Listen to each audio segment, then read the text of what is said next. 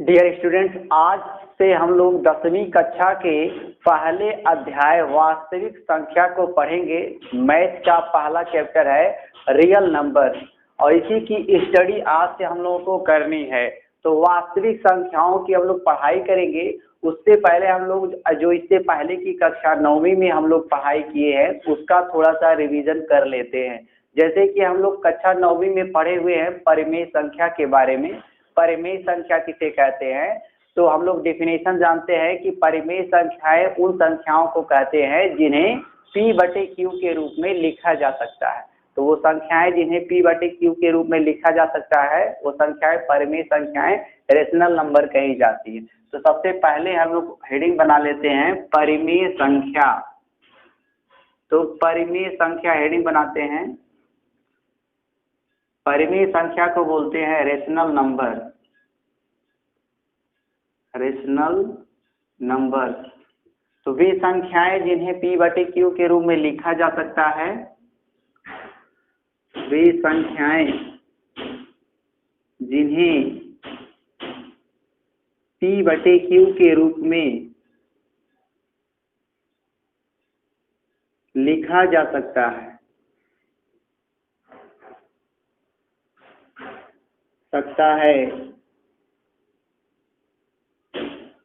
परिमेय संख्याएं कहलाती। परिमेय संख्याएं कहलाती।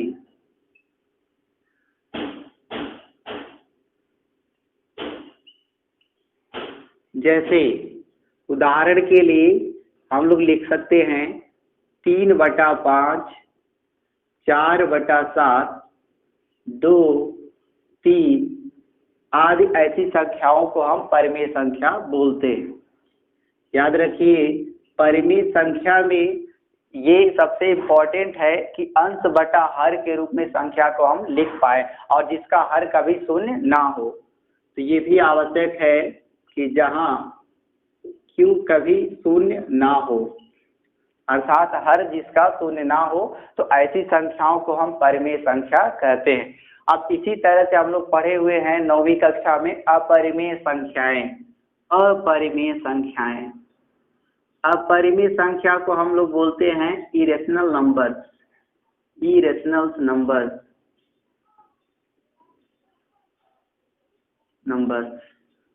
तो जस्ट इसी का अपोजिट है कि ऐसी संख्याएं जिन्हें हम P/Q के रूप में नहीं लिख सकते उन्हें अपरिमेय संख्या कहते हैं। तो कहेंगे वे संख्याएं जिन्हें P/Q के रूप में नहीं लिखा जा सकता, नहीं लिखा जा सकता, अपरिमेय संख्याएं कहलाती।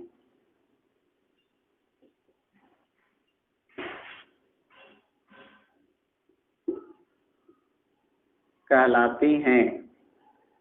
तो इसके एग्जाम्पल हम लोग देखेंगे। जैसे करड़ी में 2। करड़ी में 2 एक अपरिमेय संख्या है। करड़ी में 3 लिखा हो तो ये भी अपरिमेय संख्या है। करड़ी में 5 ये भी अपरिमेय संख्या है। तो ये सभी एग्जाम्पल हैं अपरिमेय संख्याओं के। तो इनके लक्षण क्या होते हैं? जैसे करड़ी में 2 है तो इसका मान 1.4141 इस तरह से होता है। तो ये एक अपरिमेय संख्या है और होता क्या है, इसमें संख्या का दशमलव प्रसार अशांत रहता है। संख्या का दशमलव प्रसार यदि अशांत रह जाता हो तो उसको अपरिमेय संख्या हम लोग बोलते हैं। अब हम लोग आगे चलते हैं अगली परिभाषा की ओर, जिसे बोलते हैं वास्तविक संख्या, जो कि हम लोगों का अध्याय है वास्तविक संख्याएं। हम लोग देखेंगे वास्तविक संख्याएं। वास्तविक संख्या किसे कहते हैं? वास्तविक संख्या को इंग्लिश में बोलते हैं रियल नंबर। Real number. तो वास्तविक संख्या क्या कहते हैं कि सभी परिमेय व अपरिमेय संख्याओं का समूह वास्तविक संख्या कहलाता है। मतलब सभी परिमेय अपरिमेय संख्याओं को ही हम लोग सामूहिक रूप से क्या कहते हैं? वास्तविक संख्या। तो कहेंगे सभी परिमेय तथा अपरिमेय संख्याएं वास्तविक संख्याएं कहलाती हैं। वास्तविक संख्याएं कहलाती हैं।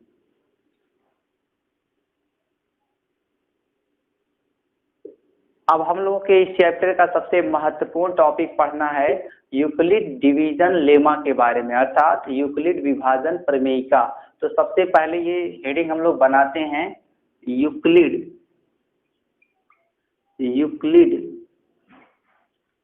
विभाजन प्रमेयिका।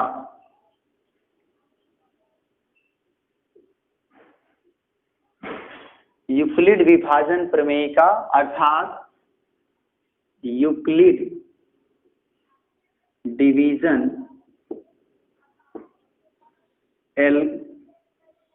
Euclid division lemma. तो सबसे पहले हम लोग को जानना चाहिए कि प्रमेयिका क्या होती है। सबसे पहले हम लोग पढ़ेंगे प्रमेयिका के बारे में।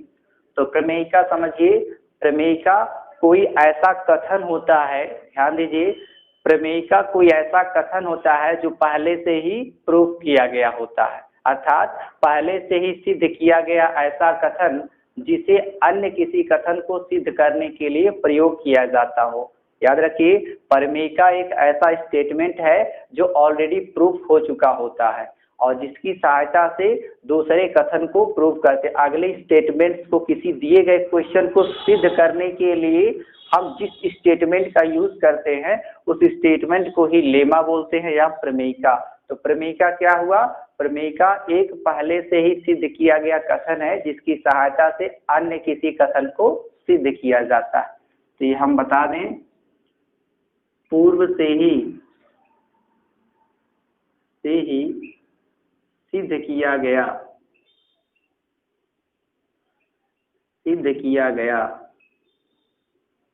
कथन जिसकी सहायता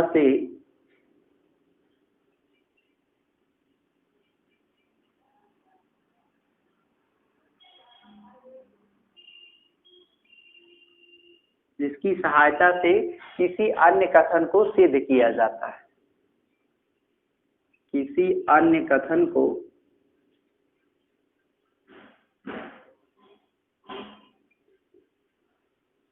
सिद्ध किया जाता है।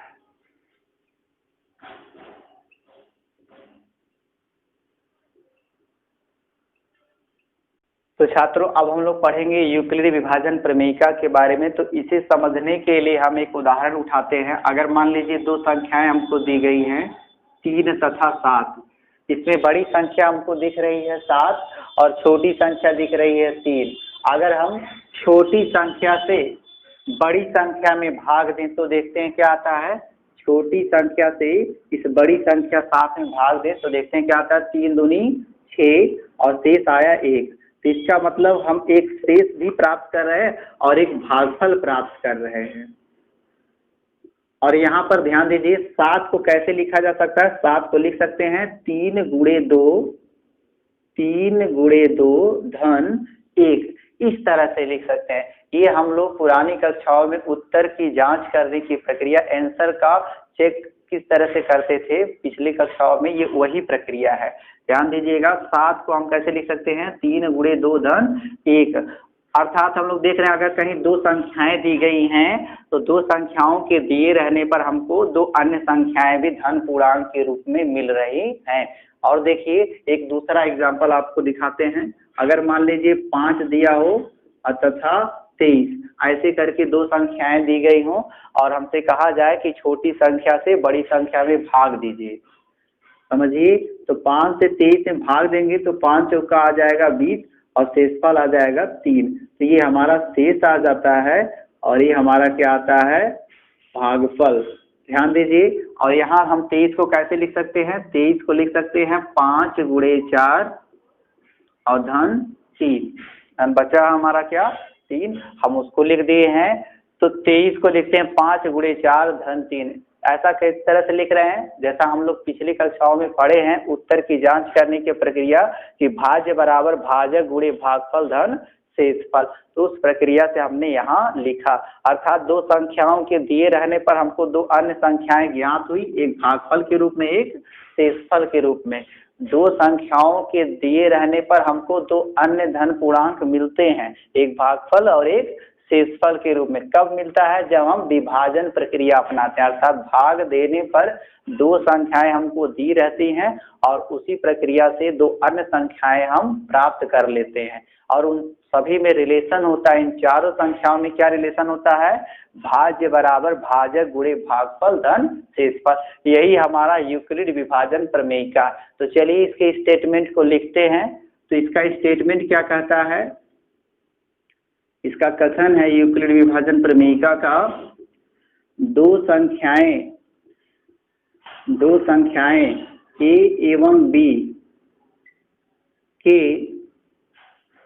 दिए रहने पर दो अन्य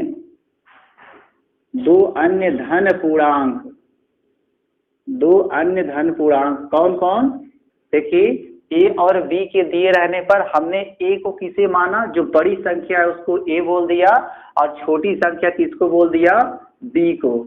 तो बड़ी संख्या हमने यहाँ 7 को बोल दिया है और यहाँ छोटी संख्या किसको बोला है, 3 को। तो ऐसी दो संख्याएं ए और बी के दिए रहने पर हमको दो अन्य संख्याएं मिलती हैं, दो अन्य धन पूर्णांक मिलता है। एक मिलता है भागफल और दूसरा मिलता है शेषफल। तो भागफल को कोशेंट बोलते हैं, क्यू से प्रदर्शित करते हैं, और रिमाइंडर हुए शेष को रिमाइंडर बोलते हैं, आर से प्रदर्शित करते हैं। तो दो संख्याएं ए और बी के दिए रहने पर दो अन्य धन पूर्णांक कौन कौन, क्यू और आर, क्यू तथा आर इस प्रकार विद्यमान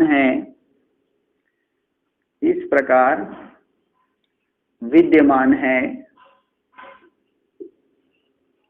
कि, ध्यान दीजिएगा किस प्रकार से, दो संख्याएं ए और बी के दिए रहने पर हमने कहा ए बड़ा संख्या हो, तो बड़ी संख्या है, तो बड़ी संख्या में क्या करें, हम छोटी संख्या से भाग दें। तो छोटी संख्या किसको मान लिया हमने, बी को।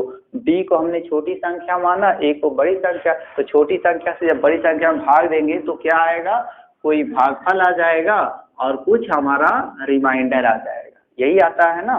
तो देखिए यहाँ हमारे पास क्या आ गया, एक भाजक आ गया, एक भाज्य आ गया और एक भागफल। भागफल को कोशेंट इंग्लिश में बोलते हैं और शेष को रिमाइंडर बोलते हैं, इसलिए क्यू और आर दो हमने प्रतीक उठाया है, संख्याओं का दो प्रतीक उठा लिया हमने। और इनमें क्या संबंध होगा, भाज्य बराबर, भाज्य का मतलब विद्यमान है कि भाज्य ए बराबर भाजक गुणे भागफल बी क्यू और धन शेषफल, शेषफल का मतलब आर। ध्यान दीजिए, अर्थात भाज्य बराबर भाजक गुणे भागफल धन शेष, इसी को लिख सकते हैं भाज्य बराबर भाजक गुणे भागफल। तो यहाँ भागफल क्या आया था, क्यू आया था, तो यहाँ भाग देने पर क्यू आया था और शेषफल हमारा क्या है, आर, शेषफल। तो ये शेषफल हो गया। और सबसे जरूरी बात कि जो शेषफल है, तो जब भाग पूरी तरह से चला जाता है तो शेषफल हमारा शून्य आता है। भाग पूरी तरह से कट जाता हो तो वहां शेषफल शून्य आता है। अर्थात रिमाइंडर का वैल्यू जो है, रिमाइंडर का मान याद रखिए, जहाँ रिमाइंडर जो हमको आर दिया है उसका मान या तो होगा 0, या तो 0 के बराबर होगा, या तो 0 से बड़ा होगा और हमेशा छोटा रहना चाहिए। किससे छोटा, भाजक से। जैसे यहाँ हमने देखा शेषफल 1 आया, तो 1 क्या है, 3 से छोटा है। भाजक से हमेशा शेषफल क्या आता है, छोटा। हम लोग बार बार भाग दे करके ये चीज जानते हैं। ऐसे 5 से भाग दिए 23 में, तो शेषफल जो 3 आया है वो 5 से क्या है, छोटा। तो हमेशा भाजक से ये शेष क्या होगा, छोटा ही रहेगा। तो शेष आर हमारा छोटा रहेगा, किससे छोटा रहेगा, भाजक बी से। अर्थात आर का मान किसके बीच रहेगा, शून्य और बी के बीच में। अगर पूरी तरह से भाग चला जाता है तो रिमाइंडर किसके बराबर होता है, 0 के बराबर। ओके स्टूडेंट्स, अब हम लोग सीखते हैं अगले टॉपिक के बारे में, यूक्लिड विभाजन एल्गोरिथम के बारे में।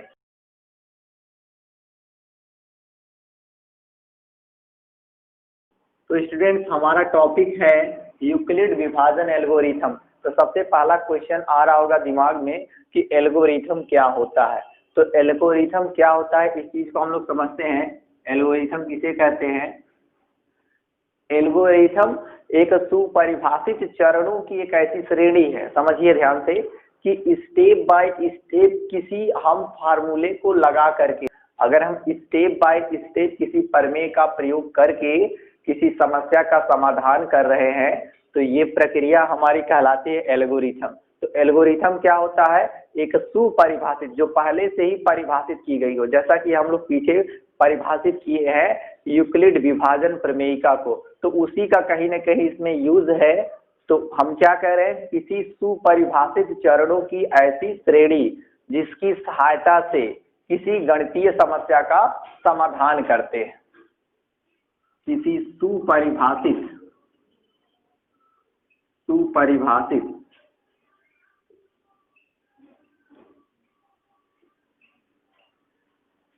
चरणों की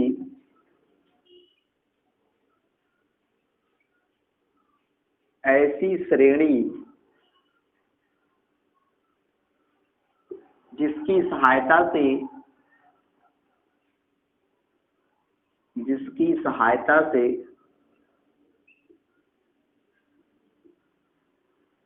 किसी गणितीय समस्या का समाधान किया जाता है। किसी गणितीय समस्या का मतलब हुआ मैथमेटिकल क्वेश्चन, बहुत सारे क्वेश्चन आते हैं, तो उन क्वेश्चनों का हम लोग हल किस प्रकार से निकालें। अगर हम किसी चरणबद्ध तरीके से किसी क्वेश्चन का हल निकाल रहे हैं तो यही प्रोसेस हमारा कहलाता है एल्गोरिथम। तो आप समझ रहे होंगे कि किसी सुपरिभाषित चरणों की ऐसी श्रेणी जिसकी सहायता से किसी गणितीय समस्या का समाधान किया जाता था, किसी गणितीय समस्या को हम हल करते हैं, का समाधान किया जाता,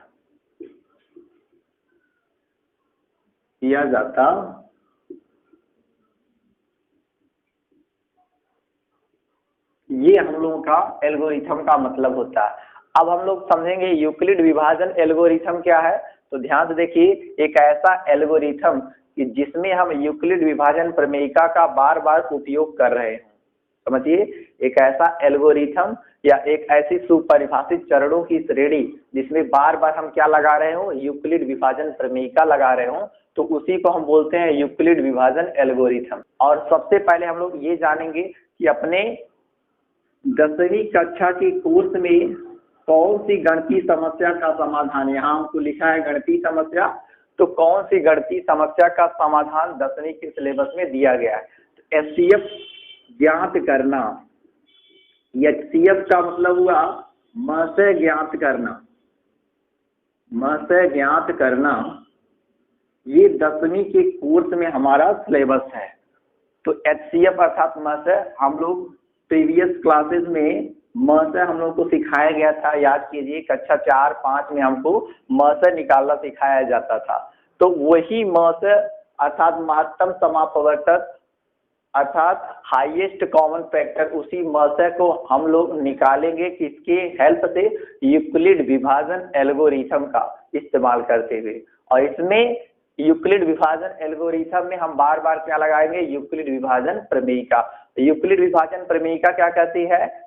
भाज्य बराबर भाजक गुणे भागफल धन शेषफल, जैसा कि आप पीछे पढ़कर आ रहे हैं। तो एक क्वेश्चन हम लोग लगाते हैं। तो चलिए छात्रों, एक एग्जाम्पल उठाए हैं हम, एनसीईआरटी टेक्स्ट बुक का पहला एग्जाम्पल है, जिसमें कहा जा रहा है 4052 तथा 12576 इन दोनों का एचसीएफ यूक्लिड विभाजन एल्गोरिथम की सहायता से निकालिए। अर्थात किसका हमको एचसीएफ निकालना है। तो सबसे पहले हम लोग एचसीएफ इसका निकालेंगे यूक्लिड विभाजन एल्गोरिथम का प्रयोग करते हुए। जैसा आपको बता दिए हैं, यूक्लिड विभाजन एल्गोरिथम क्या है? एक सुपरिभाषित चरणों की ऐसी श्रेणी कि जिसकी सहायता से किसी गणितीय समस्या का समाधान करते हैं। और अपने सिलेबस में किस गणितीय समस्या का उल्लेख दिया हुआ है? एचसीएफ याद करना। तो सबसे पहले हम लोग एक रफ वर्क करते हैं, जैसा कि हम लोग कक्षा 4 में पढ़े हुए हैं कि दो संख्याओं का एचसीएफ कैसे निकलता है। तो ये रफ वर्क है, साइड में करना पड़ेगा आपको। तो छोटी वाली संख्या से बड़ी वाली संख्या में हम लोग भाग देंगे और ये हमारा क्या होगा, रफ वर्क होगा। तो इतना हम लोग रफ वर्क करते हैं, जैसा कि कक्षा 4 और पुरानी क्लासों में हम लोग पढ़े हुए हैं पहले की क्लासेस में। तो रफ वर्क करते हैं, 4052 दिया हुआ है और डिवाइड कर देते हैं बड़ी संख्या में, बड़ी संख्या 12576। अभी ये भाग कितनी बार में जाएगा, 3 बार में। तो 3 बार डिवीजन करते हैं इसका, 3 दूनी 6 हो जाएगा, 5 जाए 15, उसके बाद आपका 4 तिया 12 और आपका बच क्या रहा है, ये 2 बच जाएगा और यहाँ 4 और ये कट जाएगा। अब क्या करेंगे फर्दर, 420 है, अब क्या करेंगे 4052 जैसा कि दिया गया है तो इसे हम लोग यहाँ लाकर लिख देंगे। ये भाजक पुनः कहाँ लिखा जाता है, यहाँ तक, क्योंकि हमारा रिमाइंडर क्या आया है 420, जो कि खुद क्या है, 0 नहीं है। जब तक शेष 0 नहीं आता है तब तक विभाजन की प्रक्रिया जारी रखते हैं, जैसा कि आप पढ़ के आए हुए हैं। तो आप क्या करेंगे, ये 4052 यहाँ रखेंगे, 4052 अब कितनी बार भाग जाएगा, तो चांद से ये 9 बार जाए, 9 से इसका गुणा करेंगे तो 0, 9 दूनी 18, हाथ लगाए, 9 दूनी 36, 1 37, कितना बचेगा 2 और ये 15 है, 15 में से 8 जाएगा तो 7 और यहाँ आपका बचा हुआ है कितना 9, तो 9 में से 7 जाएगा तो 2 हो जाएगा, ठीक है, 9 में से 7 जाएगा 2 हो जाएगा और एक कैंसिल। फिर क्या करते हैं, इसको जो दिया गया हमको 420 अगला भाजक है, तो इसको भाजक को क्या बना देंगे, यहाँ भाज्य, इसको ले आकर के यहाँ लिखते हैं, क्योंकि रिमाइंडर अभी 0 हमारा नहीं आया है। तो 420 यहाँ लिख देते हैं। अब क्या होगा, 272 है, 420 दिया हुआ है तो एक बार भाग जाएगा, 272 आपका आ जाएगा 8 और यहाँ देखिए कितना बचा है, 1 बचा हुआ है तो 11, 11 में से 7 जाएगा तो 4 हो जाएगा और यहाँ क्या बचा हुआ है, 3 में से 2 जाएगा तो 148। फिर 272 को यहाँ लिख देंगे, तो देखिए भाग कितनी बार जा रहा है, तो 1 बार जा रहा है, इसको लिख देंगे 1 टाइम 148, तो आपका हो जाएगा 4 और यहाँ आपका बच गया 6, 6 में से 2 गया तो 6 में से 4 गया तो 2 और यहाँ क्या बचा हुआ है आपका 2, 2 में से 1 गया तो 1। अब 124 बचा हुआ है, फिर से हम डिवाइड करेंगे 148 से, 148 में एक बार भाग जाएगा तो 124 हो जाएगा आपका, ध्यान दीजिएगा।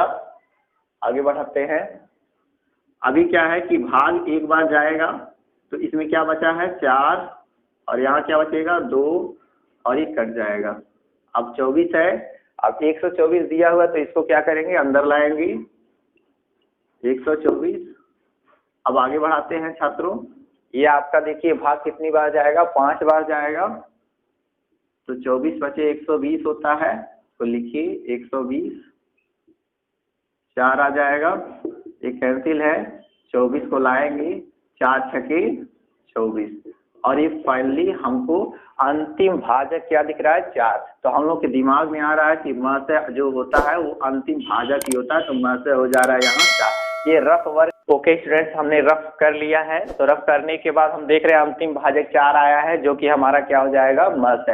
अब हम यूक्लिड विभाजन एल्गोरिथम से म से को ज्ञात करते हैं। तो उसके लिए क्या करेंगे, सबसे पहले हम लोग को लिखना होगा कि कौन 2 संख्याएं दी गई हैं कि जिनका मतलब हमें ज्ञात करना है। तो लिखेंगे दी गई संख्याएं, तो दी गई संख्याएं 4052 तथा 12576 है। अब क्या करेंगे, इतना स्टेप लगाएंगे कि जैसे हम क्या कहे थे आपको, यूक्लिड विभाजन एल्गोरिथम का मतलब ही होता है कि स्टेप बाय स्टेप किसी प्रॉब्लम का समाधान करना। और प्रॉब्लम का समाधान करेंगे, समस्या का समाधान किस तरह से करेंगे, यूक्लिड विभाजन प्रमेयिका का इस्तेमाल करते हुए। यूक्लिड विभाजन प्रमेयिका इसमें बार बार लगाएंगे और पूरी प्रक्रिया क्या कहलाएगी, प्रक्रिया का नाम है यूक्लिड विभाजन एल्गोरिथम। तो चलते हैं स्टेप फर्स्ट, 4052 तथा 12576 पर यूक्लिड विभाजन प्रमेयिका यूक्लिड विभाजन क्या लगा रहे हैं हम लोग, प्रमेयिका। याद रखिए यहाँ हम लोग यूक्लिड विभाजन प्रमेयिका लगा रहे हैं, और ये चीज बार बार तब तक लगाएंगे जब तक कि रिमाइंडर हमारा क्या ना आ जाए, 0। यहाँ देखिए लास्ट में कट गया, रिमाइंडर 0 आ गया, उसके पहले कई बार 0 नहीं आया हुआ है। तो जब तक 0 नहीं आता है तब तक हम लोग क्या लगाते जाते हैं, यूक्लिड विभाजन प्रमेयिका लगाने पर। तो यूक्लिड विभाजन प्रमेयिका लगाएंगे, और यूक्लिड विभाजन प्रमेयिका क्या कहता है, भाज्य बराबर भाज्य, पहला भाज्य हमारा क्या है 12,576 बराबर हो जाएगा भाज्य बराबर भाजक गुणे भागफल, तो भाजक हो जाएगा गुणे भागफल और धन शेषफल। तो शेषफल कितना था 420। अब लोग आगे बढ़ते हैं, क्योंकि देख रहे हैं हम लोग रिमाइंडर कितना आया है, रिमाइंडर आया है 420, शेषफल आया है 420 जो कि 0 नहीं है, नॉट इक्वल टू 0। अतः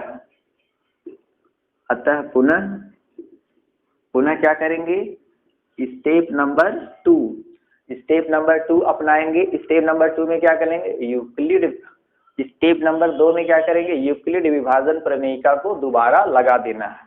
लगाते हैं यूक्लिड विभाजन प्रमेयिका को दोबारा, लेकिन किन 2 अंकों के ऊपर लगाएंगे, ध्यान दीजिएगा। यूक्लिड विभाजन प्रमेयिका अब की बार भाग इस तरह का गया है, पहले इस प्रकार का भाग गया था, अब की बार भाग ये है हमारा। तो इसमें भाज्य कौन है 4052 और भाजक है 420। तो इन दोनों पर हम लोग क्या लगाएंगे, यूक्लिड विभाजन प्रमेयिका। पहले हमने किस पर लगाया, इस पर, अब की बार इस पर, और अगली बार हम इन दोनों पर लगाएंगे। फिर यही प्रक्रिया जारी रहेगी यूक्लिड विभाजन प्रमेयिका लगाने की, और तब तक जब तक कि शेष 0 ना आ जाए। चलते हैं स्टेप 2, 420 तथा 4052 पर यूक्लिड विभाजन प्रमेयिका लगाने पर इन दोनों पर यूक्लिड विभाजन प्रमेयिका लगाते हैं। कैसे लगाएंगे, भाज्य बराबर, तो इस बार भाज्य कितना है 4052, भाज्य बराबर भाजक गुणे भागफल, तो भाजक आपका 420 गुणे भागफल धन शेषफल। तो शेषफल कितना है 272। और फिर कहेंगे क्योंकि रिमाइंडर कितना हमको मिला 272, जो कि बराबर नहीं है किसके, 0 के। तो जब तक रिमाइंडर 0 नहीं आ जाएगा तब तक हम यूक्लिड विभाजन प्रमेयिका को लगाएंगे। अब हम लोग क्या चलेंगे, स्टेप नंबर 3। स्टेप नंबर 3 में क्या करना है, ध्यान दीजिएगा। स्टेप नंबर 3 में हम लोग ये करेंगे, क्योंकि 2 बार हम लोग यूक्लिड विभाजन प्रमेयिका लगा चुके हैं। अब स्टेप नंबर 3 में एक साथ जितनी बार विभाग किए हैं हर बार का यूक्लिड विभाजन प्रमेयिका एक साथ लगाएंगे। ध्यान दीजिएगा, हम क्या कर रहे हैं, हम कह रहे हैं कि जितनी बार एक्स्ट्रा भाग गया है, 2 बार तो हो गया, अब जितनी बार एक्स्ट्रा भाग गया है सबका यूक्लिड विभाजन प्रमेयिका एक साथ तीसरे स्टेप में लगा देंगे। तो क्या लिखेंगे यहाँ पर हम लोग, पुनः इसी प्रक्रिया को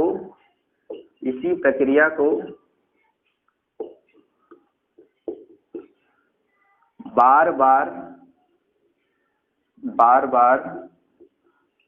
तब तक दोहराने पर जब तक कि क्या आपने बताया कि शेष शून्य ना हो जाए, शून्य न हो जाए। अब हम लोग क्या करेंगे छात्र, ध्यान से देखिएगा। अब स्टूडेंट्स, अब हम लोग को करना ये है कि इस तीसरे वाले स्टेप में, क्योंकि हम लोग अंतिम रिमाइंडर 272 पाए हैं जो कि 0 नहीं है, अब की बार इन दोनों पर यूक्लिड विभाजन प्रमेयिका लगाएंगे। यही लगाते हैं तो कितना हो जाएगा 272, अर्थात भाज्य बराबर 272 बराबर कितना हो जाएगा, भाजक गुणे भागफल 148 गुणे 1 और धन शेषफल। तो शेषफल कितना है आपका 124। अब अगली बार क्या करेंगे, इस 124 और 148 जो अगला भाजक है, जिसको आपने क्या बना लिया यहाँ भाज्य, इन दोनों पर यूक्लिड विभाजन प्रमेयिका लगाएंगे। तो यही इसी लाइन में लगा दीजिए आप। तो क्या हो जाएगा 148 भाज्य बराबर भाजक गुणे भागफल धन शेषफल। तो शेषफल कितना है 24। तो यहाँ भी रिमाइंडर हमारा 0 नहीं आया है, यहाँ भी रिमाइंडर 0 नहीं, यहाँ रिमाइंडर 124 है और यहाँ रिमाइंडर आपका कितना है 0। अब की बार क्या करते हैं 24 और 124 इन दोनों पर हम लगाते हैं यूक्लिड विभाजन प्रमेय का। तो 24 124 पर लगाएंगे तो 124 हमारा भाज्य हो जाएगा। 124 बराबर भाज्य बराबर भाजक गुणे भागफल। तो भागफल कितना है 5 प्लस शेष, शेष कितना है 4। तो अब की बार भी शेष हमारा 4 है जो कि 0 बराबर नहीं है। अब एक बार जो लास्ट वाला है 4 और 24 इन दोनों पर हम क्या लगाएंगे यूक्लिड विभाजन प्रमेय का। हमने क्या लिखा है कि शेष जब तक शून्य ना हो जाए तब तक यही प्रक्रिया बार बार दोहराने पर। कौन सी प्रक्रिया है यूक्लिड विभाजन प्रमेय का। और हम लोग बार बार अंकों के साथ यूक्लिड विभाजन प्रमेय का को लगाए जा रहे हैं। तो चलते हैं आगे। तो अब की बार हम लोग यूक्लिड विभाजन प्रमेय का लगाएंगे किस पर लगाएंगे 4 और 24 पर। तो क्या लिख सकते हैं भाज्य 24 बराबर 4 गुणे 6 भाजक गुणे भागफल अधन शेष। तो शेष क्या आ गया है कुछ नहीं है तो 0 लिखेंगे। रिमाइंडर हमारा क्या आ गया 0। अब आप अंतिम स्टेप पर आ गए हैं जिसको हम लोग क्या बोलेंगे स्टेप नंबर 4। ये चौथा चरण है। अब इसका काम खत्म है, इसको हटा दीजिए। ये रफ वर्क आपका खत्म हो गया क्योंकि आपने रिमाइंडर क्या बना लिया है 0। तो अब की बार हम लोग लिखेंगे क्योंकि हमें शेष क्या प्राप्त हो जाता है शून्य प्राप्त होता है जिसमें अंतिम भाजक क्या था 4 और वही हमारा क्या हो जाएगा महत्व। तो हम लोग लिखते हैं क्योंकि अंतिम शेष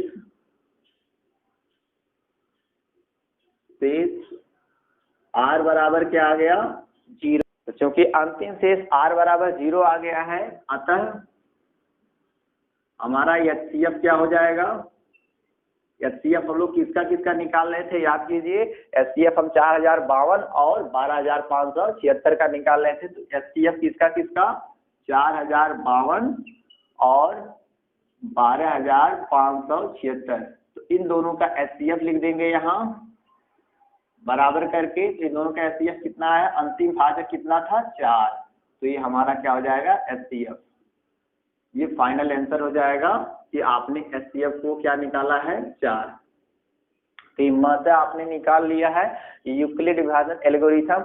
अब आप सोच रहे होंगे हमने यूक्लिड विभाजन एल्गोरिथम कहाँ लगाया है। तो यूक्लिड विभाजन एल्गोरिथम बिल्कुल आपने लगाया। देखिए स्टेप बाय स्टेप किसी समस्या का समाधान किए हैं और उस समस्या हमारी क्या थी HCF ज्ञात करने की महत्तम समापवर्तक किसकी 4052 और 12576 की। तो चलते हैं दूसरे एग्जाम्पल की ओर। दूसरा उदाहरण दिया हुआ है NCERT का। ओके स्टूडेंट्स अब देखते हैं दूसरा एग्जाम्पल। तो दूसरे एग्जाम्पल में हमको कह रहा है दर्शाइए कि प्रत्येक धनात्मक समपूर्णांक मतलब कोई भी समपूर्णांक जो होता है धनात्मक समपूर्णांक वो 2q के रूप में होता है।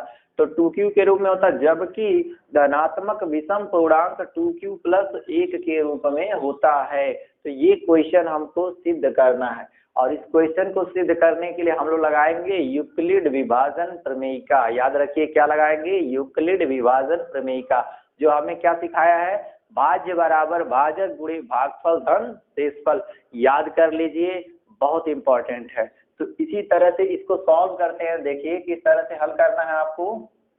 तो यूक्लिड विभाजन प्रमेयिका में आपको एक चीज सिखाए हुए हैं कि माना a और b दो धन पूर्णांक हैं जहां दूसरे अन्य धन पूर्णांक भी विद्यमान है। कौन कौन q और r। जहां a और b पाए जाएंगे धन पूर्णांक तो अगर विभाजन की प्रक्रिया अपनाएंगे a और b क्या थे ध्यान दीजिएगा एक भाज्य था और एक भाजक था। तो इनके हेल्प से जब भाग दिया गया तो भागफल आया और शेषफल आया।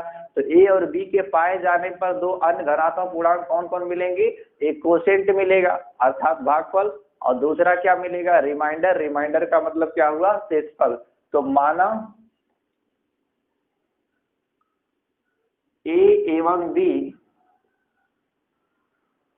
दो धनात्मक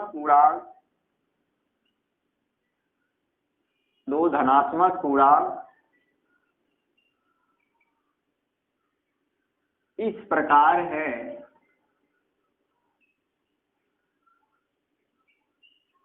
प्रकार है कि ध्यान दीजिएगा, यहाँ बी दिया हुआ है, तो जब भी क्वेश्चन को सिद्ध करने के लिए हमको कहेगा कि 2q + 1 के रूप में है या 2q + 1 के रूप में है, इस तरह से 2q के रूप में सिद्ध करने को कह रहा है सब पूर्णांक को, तो 2q + 1 के रूप में कह रहा है। तो ये ध्यान से देखिएगा, हम लोग यूक्लिड विभाजन प्रमेयिका में पढ़े हैं BQ + R, BQ + R अर्थात BQ, तो B हमको दिख रहा है साफ साफ 2 है, हम B क्या माने 2 मान लेंगे। क्वेश्चन को सॉल्व करने के लिए इंपॉर्टेंट चीज यही है, A और B धनात्मक पूर्णांक ये तो आपको मानना है, और B का मान मानना सबसे इंपॉर्टेंट चीज होता है। तो B का मान क्या होगा ये हमको क्वेश्चन ही सिखा देता है। यहाँ क्वेश्चन सिखा रहा है कि BQ, तो B का वैल्यू कितना हुआ 2। इस प्रकार है कि B = 2 तथा जहां अन्य दो धन पूर्णांक कौन कौन बोलिए, धन पूर्णांक, अन्य 2 धन पूर्णांक Q तथा R भी विद्यमान है।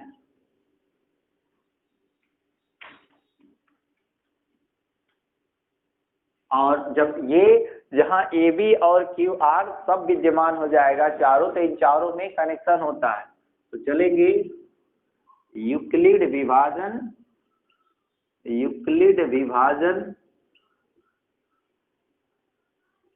प्रमेयिका से।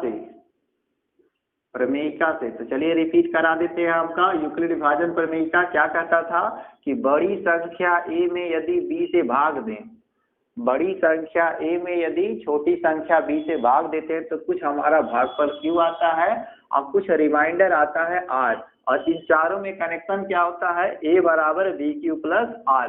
तो यूक्लिड विभाजन प्रमेयिका से चलेंगे, आपका आ जाएगा भाज्य A = भाजक गुणे भागफल प्लस शेषफल एवं R की वैल्यू के लिए आप क्या सोचेंगे, R का जो मान होगा वो हमेशा किससे कम होगा, B से, या तो कट जाएगा तो 0 के बराबर होगा या तो 0 से बड़ा होगा। तो R के बारे में कहा जा रहा है R is greater equal 0 and less than B। R का मान greater equal 0 और less than B है। R का मान समझ लीजिए या तो 0 के बराबर या 0 से बड़ा, हमेशा किससे कम रहेगा, B से, अर्थात भाजक से कम रहेगा। क्योंकि हमने B बराबर क्या माना है 2 माना है, देखिए B = 2 रखा है, तब वह पूर्णांक क्या हो जाएगा हमारा, वह पूर्णांक A बराबर क्या दिख रहा है, A = B को जब 2 रख देंगे तो 2Q + R दिखेगा। एवं R के बारे में हम लोग क्या सोचेंगे, R का मान या तो 0 होगा या तो 0 से बड़ा होगा और हमेशा छोटा होगा किससे, B से, और B का मान कितना है 2। तो यहां से सोचेंगे इस प्रकार R का संभव मान सोचिए, R का संभव मान जो 0 से बड़ा हो या 0 के बराबर, तो R का संभव मान या तो होगा 0, तो 0 के बराबर लिया जा सकता है, और 0 से बड़ा भी चलेगा। तो 0 से बड़ा कौन होगा 1, हमेशा पूर्णांक उठाना है, तो पूर्ण संख्या 0, 1, 2 इस तरह से। और ये कह रहा है कि R का मान 2 से छोटा है, तो 2 से छोटा कौन हुआ 1, इसका मतलब 2 हो नहीं सकता, R का मान 2 से छोटा है। तो R के 2 वैल्यू हमको मिल गए, एक 0 मिल गया और एक क्या मिल गया 1। तो जब अब हमारे पास R के 2 मान आ रहे हैं, तो R का हम पहला मान रखते हैं, जब R = 0 तो वह हमको पूर्णांक क्या दिख रहा है, A बराबर क्या हो जाएगा 2Q और प्लस R। तो R का मान क्या हम लोग लाए हैं 0, यहाँ 0 रखेंगे। A बराबर क्या आया आपका 2Q, तो Q के गुणे में क्या दिया हुआ है 2, अर्थात A ऐसी संख्या हो गई कि जिसका एक गुणनखंड कौन है 2। तो कोई भी ऐसी संख्या जिसका एक गुणनखंड 2 हो, जैसे 8 है तो उसका एक गुणनखंड 2 है, 2 चौका 8, तो 8 2 से कटता है। ऐसे ही 2Q है तो इसका एक गुणनखंड 2 दिया हुआ है, तो ये 2Q क्या हो जाएगी एक सम संख्या लिख देंगे, जो कि एक सम धन पूर्णांक है, और यही हमको सिद्ध करने को भी कह रहा था, सिद्ध करने को कह रहा था कि जो सम धन पूर्णांक होता है वो 2q के रूप में होता है। लीजिए ये बराबर क्या हमने ला दिया है 2q, जो कि एक सम धन पूर्णांक है। और हम लोग ये भी जानते हैं कि कोई भी धन पूर्णांक या तो सम होगा या तो विषम होगा, तो ये बात लिखते हैं। हम जानते हैं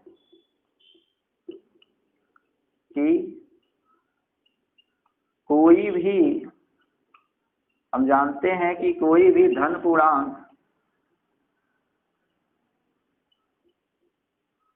संख्या या तो सम होती है, सम होगी, अथवा विषम। तो हम लोग ध्यान दीजिए, यहाँ 2q लिख दिए। 2q क्या हम बता रहे हैं कि एक सम धन पूर्णांक है। सम धन पूर्णांक क्यों है? क्योंकि इसका एक गुणनखंड क्या आया है 2, ये 2 से कट जाएगा। आप देखिए 2q है, आप 2 से डिवाइड कर दीजिए, कट गया बिल्कुल। क्या आपका आया? भागफल q आ गया। तो ऐसे में 2 से कट गया ना 2q, तो कोई संख्या 2 से कट रहा है तो उसको क्या बोलेंगे? सम बोलेंगे। और सम में यदि हम 1 जोड़ दें तो ये देखिए, जब r बराबर क्या उठाते हैं, r बराबर यहीं चलते हैं, r बराबर 1 लेने पर तो वह संख्या हो जाएगी a बराबर, वह हमारा धन पूर्णांक a बराबर क्या हो जाएगा 2q, और प्लस r की जगह हमने ले लिया 1। तो अब बताइए, एक सम संख्या थी और सम संख्या में 1 जोड़ दें। जैसे आपके पास एक सम संख्या 8 है और उसमें आप 1 जोड़ रहे हैं, तो 8 में 1 जोड़ेंगे क्या हो जाएगा 9, और 9 क्या होता है खुद में एक विषम संख्या। तो किसी सम संख्या जिसको आप 2q को सम संख्या बोले हैं ना, और उस सम संख्या में 1 अगर जोड़ देंगे तब क्या हो जाएगा, वो विषम संख्या। तो a बराबर 2q प्लस 1 क्या होगा, जो कि एक विषम धन पूर्णांक है, धन पूर्णांक है। तो आपने समस्या का निवारण कर लिया है, ये सवाल आपका सॉल्व हो गया है। और आपने क्या लगाया है, यूक्लिड विभाजन प्रमेय का। तो इस तरह से हम लोगों ने क्वेश्चन नंबर 2 को, जो एग्जाम्पल नंबर 2 है, सॉल्व कर लिया है। अब अगले वाली वीडियो में हम लोग नेक्स्ट क्वेश्चनों का सॉल्व देखेंगे, किस तरह से क्वेश्चनों को इजीली सॉल्व कर